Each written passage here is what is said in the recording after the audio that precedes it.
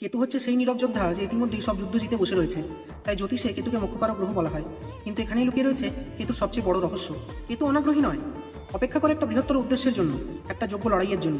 যে লড়াইয়ের সামনে দাঁড়িয়ে ভেতর থেকে আওয়াজ আসে সময় এসে গেছে, আর তখনই জেগে ওঠে সে নীরব যোদ্ধা।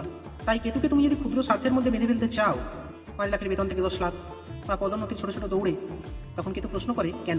আর কেতু যখন কোনো বৃহত্তর উদ্দেশ্য খুঁজে পায় না, তখন সে তোমাকে কিছু করতেই দেয় না। কারণ কেতুর কাছে এইসব বৈষয়িক জিনিসের কোনো মূল্য নেই। কেতু হচ্ছে এক পরম সিদ্ধগুরু। তাই সেই পরম সিদ্ধগুরুকে নিজের ক্ষুদ্র স্বার্থ পূরণের জন্য ব্যবহার করতে চাইলে তিনি সাড়া দেবেন না। কারণ তিনি সেই পথ অনেক আগেই অতিক্রম করে চলে এসেছেন। তিনি ইতিমধ্যেই এই বৈষয়িক জীবনের ঊর্ধ্বে। একবার ভাবো, যে যোদ্ধা সব যুদ্ধ জিতে পরম সিদ্ধি লাভ করেছেন, সে কি আর এই নাম, যশ, খ্যাতি, অর্থ, প্রতিপত্তি, এইসব ক্ষুদ্র বৈষয়িক বিষয় নিয়ে ব্যস্ত থাকবে? কেতু তোমাকে সবকিছু থেকে বিরত করে না, বিরত করে শুধুমাত্র ক্ষুদ্র বৈষয়িক স্বার্থ থেকে। কারণ কেতুর পথ একটাই, মুক্তি, সত্য এবং আত্মার চূড়ান্ত জাগরণ।